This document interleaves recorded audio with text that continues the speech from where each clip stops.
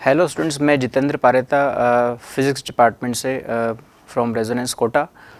आज हम जो है वो 12 अप्रैल 2023 का मॉर्निंग शिफ्ट का जो फिज़िक्स का पेपर है मेमोरी बेस्ड, उसको डिस्कस करने वाले हैं। सबसे पहले फर्स्ट क्वेश्चन है क्वेश्चन नंबर 1 में, for a transistor in common emitter mode if the base current is changed from 100 micro ampere to 200 micro ampere, the collector current is changing from 10 milli ampere to 19 milli ampere, find the current gain. हमें current gain चाहिए beta, तो यहाँ पे जो current gain होगा beta वो हो जाएगा delta I C upon delta I B. इसमें जस्ट वैल्यूज पुट करनी है। डेल्टा आई सी मतलब जो अपनी करंट है आई सी, उसमें कितना चेंज हो रहा है। तो यहाँ पे जो डेल्टा आई सी होगा वो डेल्टा आई सी अपने पास में है, चेंज लिखेंगे तो आ जाएगा 19 माइनस 10 मिली एम्पियर में है 10 की पावर माइनस 3 अपॉन, और जो नीचे वाली करंट है आई बी बेस करंट, उसमें चेंज हो रहा है 100 micro ampere to 200 micro ampere, तो यहाँ पे लिख देंगे 200 माइनस 100, और ये माइक्रो में है तो ये 10 की पावर माइनस 6 हो जाएगा। तो इसको सॉल्व कर सकते हैं इजीली। सॉल्व करने के बाद अपने पास में आंसर आ जाएगा 19 माइनस 10 यानी 9 into 10 to the power minus 3 upon 100 into 10 to the power minus 6। तो अपने पास फाइनली इससे आंसर आ रहा है, नीचे 10 की पावर जो है वो माइनस 4 आएगा, तो ये फाइनली आंसर आ जाएगा 90। तो काफ़ी इजी क्वेश्चन है ट्रांजिस्टर का, ये सेमीकंडक्टर का। बीटा जो हमें निकालना है उसका फॉर्मूला हमने लगाया delta I C upon delta I B, और चेंज जो दोनों में करंट में गिवन है उसको हमने पुट कर दिया। तो ऑप्शन जो आ रहा है इसमें ऑप्शन नंबर 3 इज करेक्ट। इसके बाद नेक्स्ट क्वेश्चन है क्वेश्चन नंबर 2। क्वेश्चन नंबर 2 पे आते हैं। क्वेश्चन नंबर 2 में the equation of the carrier wave is 10 sin 1000 pi t and equation of the modulating wave is 5 sin 5 pi t। The resultant modulated wave will contain which of the following frequencies. जो resultant modulated wave होगी उसमें क्या क्या frequencies involve होंगी हमसे पूछा है। तो सबसे पहले जो कैरियर वेव दे रखी है उसमें हमें जो ओमेगा है वो 1000 पाई है, तो यहाँ से कैरियर वेव की फ्रिक्वेंसी आ जाएगी ओमेगा अपॉन 2 पाई यानी 1000 pi upon 2 pi which is 500 hertz. और जो अपने पास मॉड्यूलेटिंग वेव है, इस मॉड्यूलेटिंग वेव की इक्वेशन दे रखी है 5 sin 5 पाई टी। इसमें एक्चुअल में करेक्शन है, यहाँ पे 4 पाई टी आएगा, जो इन्फॉर्मेशन हमें क्वेश्चंस में मिली है बाय स्टूडेंट्स 4 पाई टी, तो इसका ओमेगा जो 4 पाई है। तो जब इसके लिए हम निकालेंगे एफ एम यानी जो मॉड्यूलेटिंग वेव है, इसके लिए हम फ्रीक्वेंसी कैलकुलेट करते हैं, तो ये ओमेगा अपॉन 2 पाई, ओमेगा जो है अपने पास में यहाँ पे 4 पाई है अपॉन 2 पाई करेंगे तो ये आ जाएगा 2 हर्ट्ज। तो कैरियर वेव की फ्रीक्वेंसी 500 हर्ट्ज है, और जो मॉड्यूलेटेड वेव है, मॉड्यूलेटिंग वेव जो है उसकी फ्रीक्वेंसी 2 हर्ट्ज है। तो यहाँ पे जो पॉसिबल वैल्यूज होंगी, जो कंटेन जो मॉड्यूलेटेड रिजल्टेंट वेव होगी उसमें जो फ्रीक्वेंसीज कंटेन होंगी वो हमें निकालनी है। तो एक तो इसमें ये एफ सी, एक F C plus F M, और तीसरे नंबर पे आएगा F C minus F M. तो ये एफ सी तो अपने पास 500 हो ही गया है, F C plus F M करेंगे तो 5 + 2 आएगा यानी 502 हर्ट्ज, और F C minus F M करेंगे तो ये 498 हर्ट्ज। यानी तीनों फ्रिक्वेंसी जो हैं उसमें हमें मिलेंगी रिजल्टेंट मॉड्यूलेटेड वेव के अंदर। तो 500 एंड 502 एंड 498। तो इस तरह से अपने पास एक तो 500 भी है उसमें, 498 भी है और 502 भी। फर्स्ट सेकंड एंड थर्ड तीनों ही हैं। फर्स्ट सेकंड एंड थर्ड आ रहा है थर्ड ऑप्शन में, so option number 3 is correct. इसके बाद है क्वेश्चन नंबर 3 में particle is projected from ground with initial velocity 150 metre per second vertically upwards. एक पार्टिकल को वर्टिकली अपवर्ड थ्रो किया हुआ है और उसकी स्पीड है 150 metre per second. Find the ratio of velocities of the particle at time t = 3 second and at time t = 5 second respectively. तो इसमें जस्ट इक्वेशन ऑफ मोशन ही लगाना है, काफी सिंपल सा क्वेश्चन है। v = u + at। Initial velocity जो है 150 है, और एक्सेलरेशन को विद साइन पुट करेंगे -10, और टाइम हमें जो दे रखा है पहला है वो 3 सेकंड, तो ये आ जाएगा 150 - 30 यानी 120 मीटर पर सेकंड। जो दूसरा टाइम दे रखा है 5 सेकंड, उस पर वेलोसिटी कैलकुलेट कर लेते हैं, तो वो हो जाएगा 150 - 10 × 5 यानी ये हो जाएगा 100 मीटर पर सेकंड। दोनों वेलोसिटीज का हमें रेशियो निकालना है, तो ये 120/100 यानी 12/10 यानी 6/5 इस क्वेश्चन का आंसर होगा। काफ़ी सिंपल क्वेश्चन है ये भी, जस्ट इक्वेशन ऑफ मोशन का यूज़ करना है। 6/5 यानी ऑप्शन नंबर 2 इज़ करेक्ट। इसके बाद हम नेक्स्ट क्वेश्चन पे आते हैं। Question number 4, find ratio of de Broglie wavelength of a proton and alpha particle when accelerated through a potential difference of 2 volt and 4 volt respectively. Lambda का ratio पूछा है इसमें। लैम्डा होता है h/p, मोमेंटम को लिख सकते हैं हम √2m k काइनेटिक एनर्जी है, और काइनेटिक एनर्जी हम लिख सकते हैं qv। अगर किसी चार्ज पार्टिकल q को v पोटेंशियल डिफरेंस के थ्रू एक्सलेट करेंगे तो उसकी काइनेटिक एनर्जी हो जाएगी qv। तो यहाँ पे जब लैम्डा का रेशियो निकालेंगे, lambda proton upon lambda alpha particle, तो ये आ जाएगा m alpha upon m proton, q alpha upon q proton, और वोल्टेज जो है वो अपने पास आ जाएगा voltage of alpha particle upon voltage of proton. Just values put करनी है। Mass of alpha particle upon mass of proton. Alpha particle का मास जो है और प्रोटॉन का जो मास है, अगर प्रोटॉन का मास m होता है तो जो अल्फा पार्टिकल है उसका मास 4m होता है, तो यहाँ इसका रेशियो जो है वो 4 आएगा into q alpha upon q proton. Proton पे अगर चार्ज q है तो अल्फा पार्टिकल पर डबल होता है t q, तो उसका रेशियो 2 आएगा into v alpha upon VP. हमें वोल्टेज भी दे रखा है इसमें। प्रोटॉन जो है उस प्रोटॉन का पोटेंशियल डिफरेंस, उसको कितने पोटेंशियल डिफरेंस के थ्रू एक्सलेट किया है वो 2 वोल्ट है, और अल्फा पार्टिकल को 4 वोल्ट है, यानी यहाँ पे ये 4/2 आएगा। तो फाइनली ये 2 से 2 कट गया है, और फाइनली आंसर अपने पास आएगा 4:1 इज द करेक्ट ऑप्शन, और ये अपने पास फर्स्ट ऑप्शन में दिख रहा है, तो इसका पहला आंसर हो गया। ये भी डी ब्रॉगली वेवलेंथ के लिए काफ़ी आसान क्वेश्चन है। क्वेश्चन नंबर 5 है next question. Mass of a planet is 16 times the mass of the earth and radius of the planet is 4 times the radius of the earth. Find ratio of escape velocity for planet and the earth. Escape velocity का formula use करना है, वो होता है √2 gm/r, और हमें escape velocity का ratio पता करना है प्लैनेट और अर्थ के लिए, यानी vp अपॉन v अर्थ। तो ये हो जाएगा अपने पास में mass of planet upon mass of earth, और इधर radius of earth upon radius of planet. यहाँ भी जस्ट वैल्यूज हमें पुट करनी है।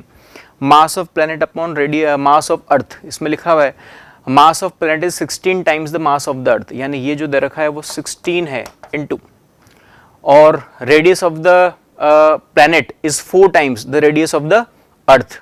इसका मतलब ये जो वैल्यू हमें दे रखी है ये 1/4 है। तो फाइनली अपने पास आंसर इसमें आ जाएगा 2। तो यहाँ पे रेशियो आएगा 2:1, यानी ऑप्शन नंबर 2 इज करेक्ट। इसके बाद आते हैं नेक्स्ट क्वेश्चन पे। Question number 6, a body of mass 5 kg in equilibrium under the forces of F1 equals to 10 Newton, F2 equals to 6 Newton and F3 equals to 8 Newton. Forces F2 and F3 are mutually perpendicular. इसमें F2 और F3 दो forces है, mutually perpendicular है। F2 की value 6 Newton है, F3 की value जो है वो अपने पास में 8 न्यूटन है, और एक F1 फोर्स और लग रहा है 10 न्यूटन का, और रिजल्टेंट जो है उनका 0 आना चाहिए क्योंकि बॉडी इक्विलिब्रियम में है। तो रिजल्टेंट 0 तभी होगा जबकि एक फोर्स जो F1 तीसरे नंबर का है 10 न्यूटन वो इधर होगा। तो तीनों का रिजल्टेंट जो है वो 0 है। F1 equals to 10 newton, F2 equals to 6 newton and F3 equals to 8 newton. अब क्वेश्चन में इंफॉर्मेशन है कि तीनों फोर्सेज में से F1 फोर्स को रिमूव करना है। F1 फोर्स को रिमूव करने के बाद पार्टिकल का जो एक्सेलरेशन होगा वो हमें फाइंड करना है। तो F1 को रिमूव करने के बाद ये दो ही फोर्सेस बचेंगे और दोनों म्यूचुअली परपेंडिकुलर हैं। तो फोर्स F1 को रिमूव करने के बाद जो नेट फोर्स होगा वो जाएगा √6² + 8² यानी 10 न्यूटन। तो एक्सेलरेशन कैसे निकालेंगे? फोर्स बाय मास से। फोर्स कितना है? 10, और इसका मास दर का है 5, यानी एक्सेलरेशन का आंसर आ जाएगा 2 मीटर/सेकंड²। तो ये option number 1 is correct.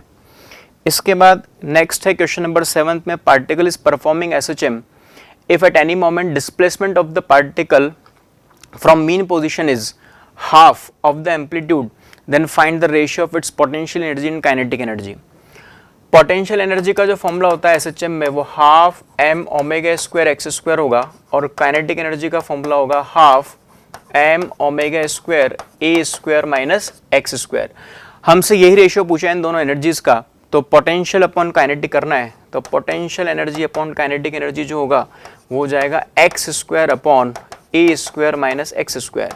X की वैल्यू पुट करनी है और वो पूछ कहाँ पे रहा है, ये ratio X equal to A by two पे, तो एक्स की जगह यहाँ पे हम ए बाई टू पुट कर देंगे, तो ये a square minus a by two का स्क्वायर, यानी ये 1/4 अपॉन 1 माइनस 1/4, यानी आंसर आ जाएगा 1/3।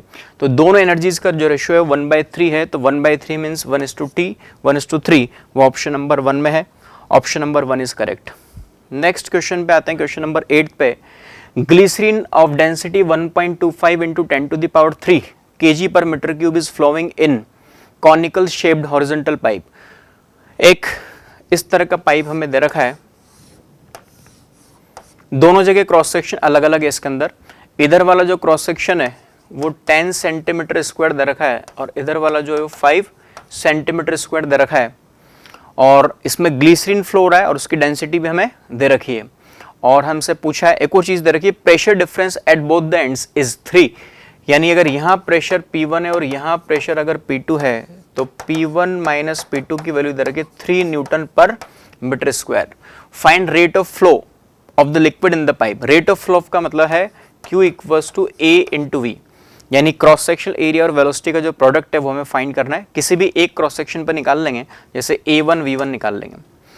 A1 दे रखा है, V1 फाइंड करना है। V1 फाइंड करने के लिए हम क्या कर सकते हैं, सबसे पहले इक्वेशन ऑफ कंटिन्यूटी का यूज करते हैं। Equation of continuity is A1 V1 equals to A2 V2, यानी 10 V1 इक्वल्स टू 5 V2।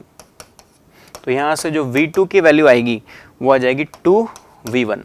इसके बाद हम बर्नौली इक्वेशन यूज करते हैं दोनों क्रॉस सेक्शन पे। तो बर्नौली इक्वेशन कैसे यूज करेंगे, P1 plus half rho V1 square equals to P2 minus half rho into V2 square. इसको हम लिख सकते हैं P1 minus P2 equals to half rho V2 square minus V1 square. P1 minus P2 की value में दे रखी है which is 3 half rho. Density की वैल्यू दे रखी है 1.25 into 10 to the power 3। V2 square minus V1 square करेंगे तो यहाँ पे V2 का स्क्वायर करेंगे तो 4V1 स्क्वायर आएगा, और 4V1 square minus V1 square करेंगे तो ये 3V1 स्क्वायर आ जाएगा। तो इस पूरे को सॉल्व करके हम इजीली V1 की वैल्यू कैलकुलेट कर सकते हैं, और V1 आ जाने के बाद A1 अपने पास है ही सी, A1 मतलब 10 सेंटीमीटर स्क्वायर, तो यहाँ पे हो जाएगा 10 into 10 to the power minus 4, और V1 की जो भी वैल्यू आएगी उसको हम यहाँ पे पुट करके इजीली कैलकुलेशन करके आंसर बता सकते हैं। तो इसमें हम वेरीफाई कर सकते हैं वैल्यूज पुट करके। इसमें ऑप्शन नंबर फर्स्ट गिवन है, चेक कर सकते हैं आंसर को, थोड़ी सी कैलकुलेशन है, ज़्यादा नहीं है। इसके बाद हम आते हैं नेक्स्ट क्वेश्चन पे, क्वेश्चन नंबर 9 पे। क्वेश्चन नंबर 9 में warm water is placed in surrounding temperature, surrounding of temperature 200 degree centigrade. Surrounding temperature दे रखा है 20 degree. If the time taken to fall the temperature of water from 80 degree centigrade to 60 degree centigrade is 5 minutes, in 5 minutes, then find the time taken to fall the temperature of water from 60 to 40। 80 से 60 degree temperature घटने में 5 minute का time लग रहा है, तो 60 से 40 घटने में कितना टाइम लगेगा ये पूछा है। इसमें न्यूटन्स लॉ ऑफ कूलिंग का यूज कर सकते हैं, minus dt by dt। Rate of fall of temperature जो होता है वो होता है directly proportional to T minus TS, यानी dt by dt equals to K T minus TS। Just values put करनी है दो बार, एक बार इस वाले के लिए तो ये 80, चेंज इन टेम्परेचर कितना है 80 माइनस 60, कितने टाइम में 5 minutes, equals to K। Temperature लिखेंगे, एवरेज टेम्परेचर लिखना पड़ेगा बॉडी का, तो ये हो जाएगा 80 प्लस 60 अपॉन 2 माइनस फिर सराउंडिंग टेम्परेचर आएगा विच इज 20। ये हो गई equation number first. Again same equation use करेंगे for this change in temperature. तो अगली बार आ रहा है अपने पास में 60 माइनस 40 अपॉन टाइम फाइंड करना है कि 60 से 40 डिग्री टेम्परेचर घटने में कितना टाइम लगेगा, सपोज T टाइम लगेगा, इक्वल्स टू K। यहाँ भी एवरेज टेम्परेचर यूज करेंगे 60 प्लस 40 बाई 2 माइनस, और सराउंडिंग टेम्परेचर जो है वो हो जाएगा अपने पास में 20। दोनों इक्वेशंस को सॉल्व कर सकते हैं, दोनों इक्वेशंस को डिवाइड करके, और इजीली हम टाइम की कैलकुलेशन कर सकते हैं। काफ़ी सिंपल सी कैलकुलेशन है, वेरीफाई कर सकते हैं आंसर को। इसके बाद आता है next question, question number 10th। Question number 10th में locate the final image position from first lens. इसमें एक इनफाइनाइट से आती हुई रे बता रखी है, प्रिंसिपल एक्सिस के पैरेलल है, इसका मतलब ऑब्जेक्ट जो है वो इन्फिनिटी पे है। अगर लाइट इन्फिनिटी से आ रही है और ये कॉन्वेक्स लेंस है तो इमेज कहाँ बनेगी, इसमें फोकस पे बनेगी। तो इसका फोकस जो होगा वो यहाँ से 20 सेंटीमीटर के डिस्टेंस पे होगा, यानी यहाँ कहीं इसकी इमेज बनेगी इस जगह, और वो इमेज जो बनेगी वो इधर बना देंगे इस जगह 20 सेंटीमीटर के डिस्टेंस पे, यहाँ पे। ये पहली इमेज बन गई है। अब ये जो इमेज I1 बनेगी, इसकी यहाँ से जो डिस्टेंस होगी वो कितनी हो जाएगी, पूरा 60 है, ये 20 है, तो बचा हुआ डिस्टेंस हो गया 40। अब इस 40 सेंटीमीटर के डिस्टेंस पे ये जो इमेज इसने बनाई है फर्स्ट लेंस ने, वो सेकंड लेंस के लिए एज एन ऑब्जेक्ट बिहेव करेगी। तो अब ये इसके लिए ऑब्जेक्ट हो गया है, और ये ऑब्जेक्ट की इमेज कहाँ बनेगी हमें पता करना है। डेटा से पता लग रहा है कि ये फोकल लेंथ 20 है और ये डिस्टेंस जो है 40 है, यानी एक तरह से 2f पे रखा हुआ है। और हम जानते हैं अगर ऑब्जेक्ट 2f पे रखा हुआ है तो इधर इमेज भी 2f पे ही बनती है। इसका मतलब यहाँ से 40 सेंटीमीटर के डिस्टेंस पे ही इमेज बनेगी, फाइनल इमेज। तो फाइनल इमेज की डिस्टेंस इस लेंस से 40 है, हमसे पूछा है इस लेंस से, तो दोनों को ऐड कर देंगे, 60 + 40 यानी 100 सेंटीमीटर। इसका आंसर आ जाएगा 100 सेंटीमीटर फ्रॉम दिस लेंस, पहले लेंस से। तो 100 सेंटीमीटर ऑप्शन नंबर 3rd में आ रहा है। सो option number 3rd is correct.